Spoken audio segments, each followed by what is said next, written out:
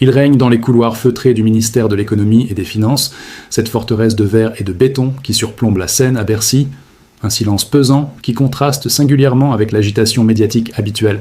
Ce silence n'est pas celui de la sérénité, mais celui de l'apnée, l'attente angoissée du moment précis où la réalité mathématique brisera définitivement la fiction politique maintenue depuis 50 ans. Pour l'observateur averti, les signes avant-coureurs ne se trouvent pas dans les discours rassurants des ministres promettant des économies indolores, mais dans les graphiques arides des salles de marché où s'échange la dette souveraine française. Il existe un point de bascule, invisible pour le citoyen ordinaire mais aveuglant pour les créanciers internationaux, où une nation cesse d'être un émetteur de dette fiable pour devenir un risque systémique. La France, 5e puissance économique mondiale, a franchi ce seuil critique, glissant silencieusement du statut de pilier de l'Europe à celui d'homme malade du continent, dissimulant sous le tapis de l'inflation et de la complexité administrative une vérité brutale.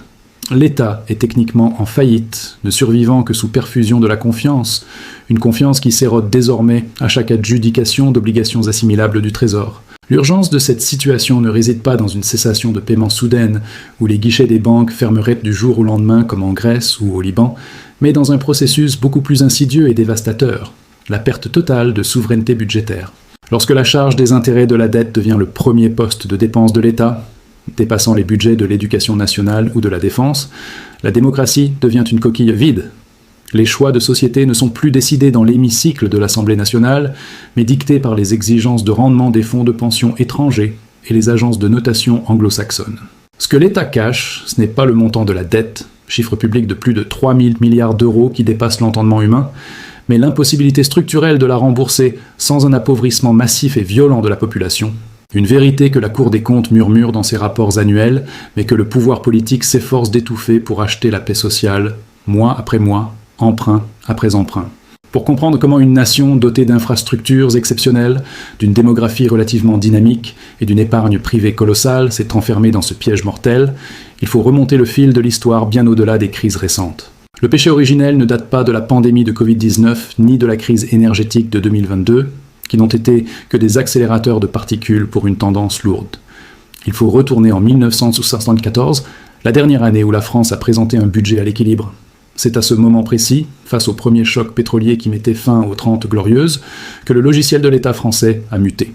Au lieu d'accepter l'ajustement nécessaire du niveau de vie face à une énergie plus chère, les gouvernements successifs, de droite comme de gauche, ont fait le choix fatidique de la dette sociale.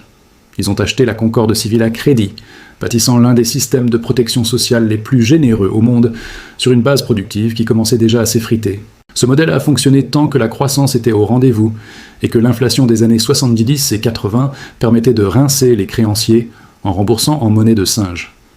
Mais l'entrée dans l'ère de l'euro a changé les règles du jeu sans que la France ne change ses habitudes. En adoptant une monnaie forte, gérée sur le modèle allemand, la France s'est privée de son arme historique, la dévaluation compétitive. Auparavant, lorsque la dette devenait trop lourde ou l'industrie trop chère, on dévaluait le franc, appauvrissant les Français vis-à-vis de l'étranger mais sauvegardant l'emploi et les comptes publics. Avec l'euro, cette soupape de sécurité a été soudée. La France s'est retrouvée avec une monnaie trop forte pour son industrie déclinante, tout en conservant des dépenses publiques dignes d'une économie scandinave, créant un effet de ciseau redoutable que seule l'émission massive de dette a permis de masquer temporairement. Le mécanisme économique qui est en train de broyer les finances publiques françaises porte un nom technique redouté par tous les macroéconomistes, l'effet boule de neige. C'est une équation implacable qui stipule que, lorsque le taux d'intérêt payé sur la dette est supérieur au taux de croissance de l'économie, la dette s'auto-alimente et croît mécaniquement, même si l'État ne dépense pas un euro de plus. Pendant la décennie 2010-2020, la France a bénéficié d'une anomalie historique, une parenthèse enchantée offerte par la Banque centrale européenne. Les taux zéro, voire négatifs. L'argent était gratuit. L'État pouvait emprunter pour rembourser ses anciens emprunts sans douleur, donnant l'illusion que la dette était perpétuelle et indolore. Cette période a anesthésié la classe politique et l'opinion publique, installant l'idée toxique que l'argent magique existait. Mais le retour brutal de l'inflation et la remontée des taux directeurs ont fait exploser ce mirage. Aujourd'hui, la France doit refinancer sa dette colossale à des taux de 3 ou 4%, alors que sa croissance stagne péniblement autour de 1%. L'effet boule de neige s'est inversé. Il est devenu une avalanche. Ce qui rend la situation française particulièrement explosive par rapport à ses voisins européens, c'est la structure même de sa dépense publique, qui représente près de 58% du PIB, un record mondial pour une économie développée hors temps de guerre. Contrairement à une idée reçue, cette dépense n'est pas majoritairement investie dans l'avenir, infrastructure, recherche, éducation, mais elle est consommée dans le fonctionnement et les transferts sociaux. L'État français s'est transformé en une gigantesque machine assurantielle, qui prélève la richesse du secteur productif, pour financer les retraites et les prestations sociales. Si ce modèle est noble dans son intention, il devient suicidaire lorsqu'il est financé par des créanciers étrangers qui commencent à douter de la solvabilité du pays. Le spread, c'est-à-dire l'écart de taux d'intérêt entre la France et l'Allemagne, agit comme le thermomètre de cette fièvre. Il s'élargit dangereusement, signalant que les marchés ne considèrent plus la dette française comme un actif sans risque, mais comme un pari de plus en plus audacieux. Nous assistons aujourd'hui à une répétition des forces historiques qui ont conduit à la crise de l'Ancien Régime en 1789. À l'époque, ce n'était pas tant la famine qui avait mis le feu aux poudres, mais la crise financière d'une monarchie surendettée, incapable de lever l'impôt sur les privilégiés et contrainte d'emprunter à des taux usuraires pour payer les intérêts de sa dette passée.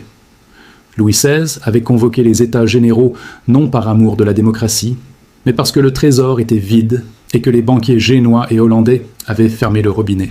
La situation actuelle présente des parallèles troublants. Un État bloqué incapable de se réformer en raison de corporatismes puissants, une pression fiscale qui atteint les limites du consentement à l'impôt et une dépendance vitale envers les marchés financiers internationaux. La différence majeure est qu'aujourd'hui, la guillotine est financière. Elle prend la forme d'une dégradation de la note souveraine et d'une mise sous tutelle par la Commission européenne ou le FMI. Cependant, il existe une différence fondamentale avec les crises du passé, une dimension cachée qui constitue le cœur du secret que l'État tente de préserver. C'est le rôle des banques domestiques et de l'épargne privée.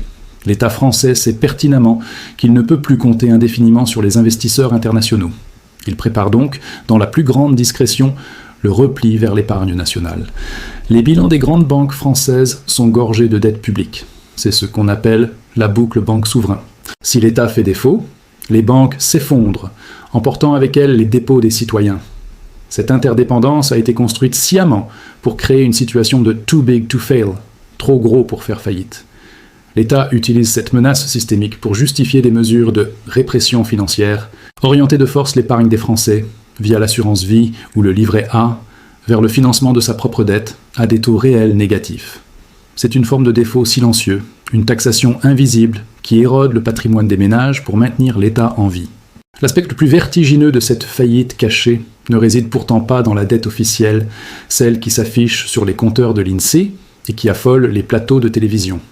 Le véritable secret d'État, celui qui empêche les hauts fonctionnaires de Bercy de dormir, se niche dans ce que les comptables publics appellent pudiquement le hors-bilan. C'est l'éléphant dans la pièce que personne ne veut voir. Si une entreprise privée tenait ses comptes, comme la France, son PDG serait en prison pour faux bilan. Le hors-bilan de l'État français, c'est la somme des engagements futurs que la puissance publique a promis d'honorer sans avoir mis un centime de côté pour les financer. Le poste le plus lourd, le plus terrifiant, concerne les retraites des fonctionnaires. Contrairement au secteur privé où les cotisations sont placées, en partie ou provisionnées, l'État paie les retraites de ses agents directement sur le budget de l'année en cours, selon les estimations les plus conservatrices de la Fondation IFRAP et de certains rapports sénatoriaux discrètement archivés si l'on devait intégrer ces engagements de retraite à la dette maastrichtienne officielle. La dette réelle de la France ne serait pas de 112% du PIB, mais frôlerait les 200% voire davantage. Nous sommes, techniquement, dans la situation du Japon, mais sans l'industrie exportatrice japonaise et sans la détention de la dette par les ménages nationaux. Ce chiffre est la vérité ultime censurée. L'État a promis des trillions d'euros qu'il n'a pas à des générations qui commencent à partir à la retraite, le tout financé par une base active qui se rétrécit. C'est la définition littérale d'une pyramide de Ponzi. Il faut toujours plus de nouveaux entrants, ou de nouveaux emprunts, pour payer les sortants. Lorsque la démographie se retourne, comme c'est le cas aujourd'hui, la pyramide s'effondre. Pour retarder l'échéance, l'État a mis en place une ingénierie de la captation de l'épargne, d'une sophistication redoutable. C'est ici que le piège se referme sur le citoyen. Les textes législatifs sont déjà prêts pour gérer la liquidation. Peu de Français connaissent qu'article l'article 21 bis de la loi Sapin 2, votée en 2016 dans une indifférence quasi générale. Ce texte n'est pas une simple régulation technique, c'est une arme de guerre financière.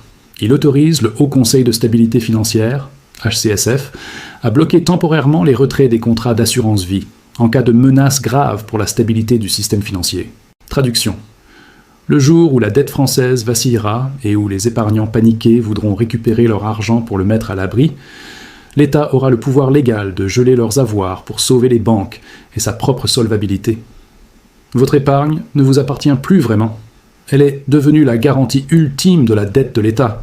C'est la collatéralisation de la richesse privée par la faillite publique. Cette stratégie de survie s'accompagne d'une accélération inquiétante des déficits. Historiquement, après une crise, comme 2008, les États cherchent à assainir leurs comptes. Or, depuis 2020 et le « quoi qu'il en coûte », la France a fait l'inverse. Elle a profité de la suspension des règles budgétaires européennes pour ouvrir les vannes à un niveau jamais vu, créant une accoutumance de l'économie à la dépense publique.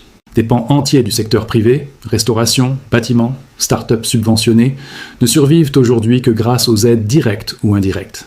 L'État a nationalisé les salaires et les pertes. Le résultat est une économie zombifiée, où la destruction créatrice ne se fait plus. Les faillites, artificiellement contenues pendant 3 ans, explosent désormais avec une violence inouïe. Plus 65% en 1 an selon la Banque de France, rattrapant le temps perdu. Cette vague de faillites va réduire les recettes fiscales, TVA, impôt sur les sociétés, au moment précis où l'État a besoin de chaque euro pour payer les intérêts de sa dette. C'est un effet de ciseau mortel pour le trésor public. Les forces institutionnelles qui maintiennent ce système en lévitation sont puissantes mais fragiles. Au cœur du réacteur se trouvent les spécialistes en valeur du trésor, SVT, une vingtaine de grandes banques internationales, BNP Paribas, Société Générale, Goldman Sachs, etc., qui ont l'obligation contractuelle d'acheter la dette française lors des adjudications en échange du statut privilégié de partenaire de l'État. C'est un club fermé où tout le monde se tient par la barbichette. Les banques achètent la dette parce qu'elles savent que la Banque Centrale Européenne, BCE, est derrière pour garantir le système. Mais ce pacte faustien repose sur la crédibilité de la signature France. Or, les notes confidentielles qui circulent dans les salles de marché de Londres et New York sont de plus en plus alarmistes. Les investisseurs anglo-saxons commencent à shorter, vendre à découvert, la France, la considérant comme le maillon faible de la zone euro, le nouvel homme malade qui pourrait faire exploser la monnaie unique.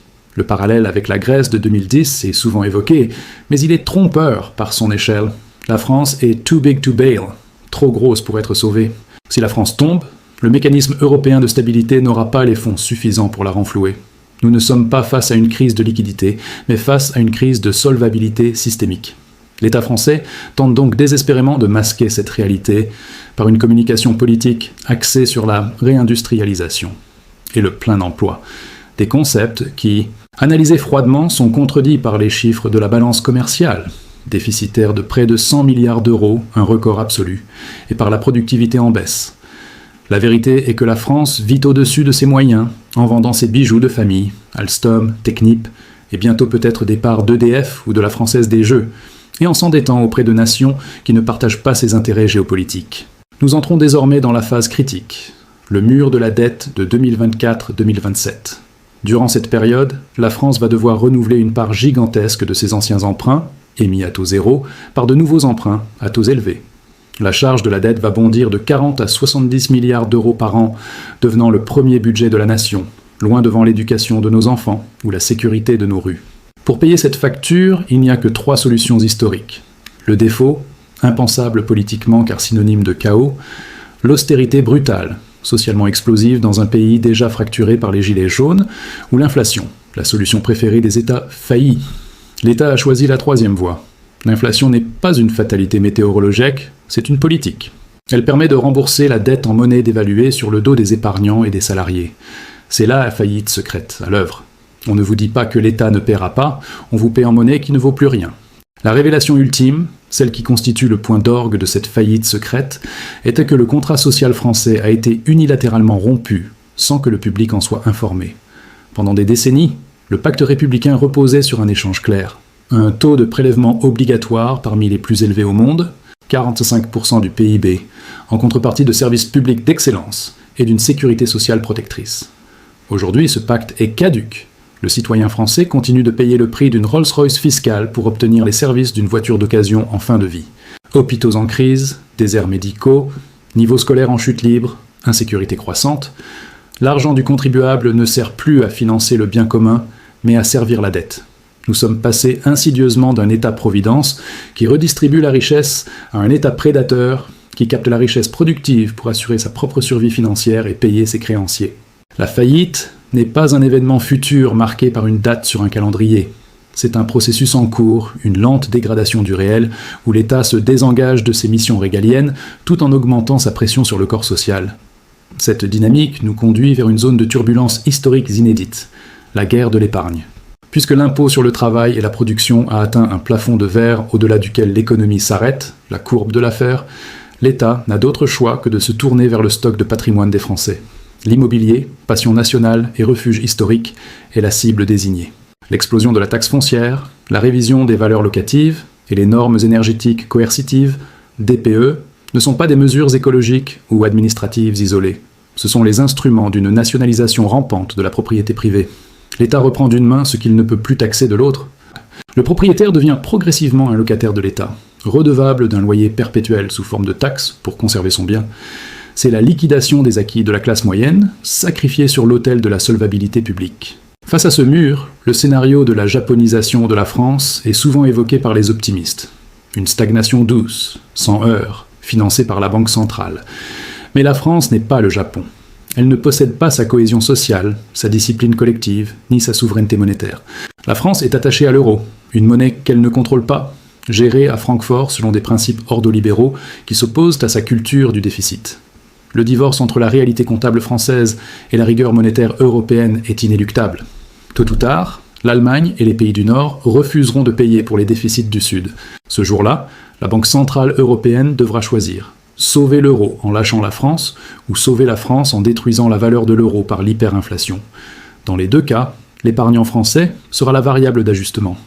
L'épilogue de cette tragédie financière nous ramène à une leçon fondamentale de l'histoire économique.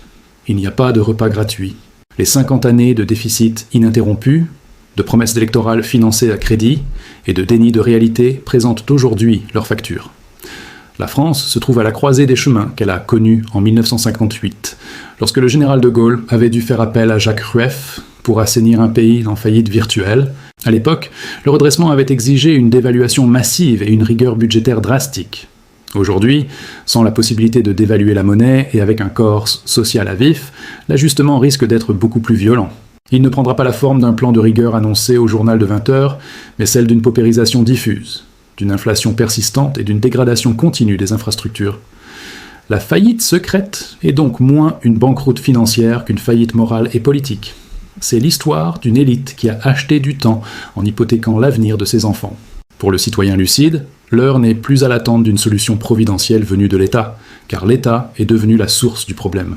L'heure est à la prise de conscience et à la protection individuelle. Comprendre que la dette publique est un impôt différé sur votre épargne est la première étape pour ne pas être la victime consentante de ce grand effacement patrimonial. La France ne disparaîtra pas, car c'est une nation millénaire qui a survécu à bien pire que des ratios de dette, mais l'illusion de la richesse facile et de l'État protecteur est, elle, définitivement morte. Le rideau tombe sur l'ère de l'insouciance. Bienvenue dans l'ère des conséquences.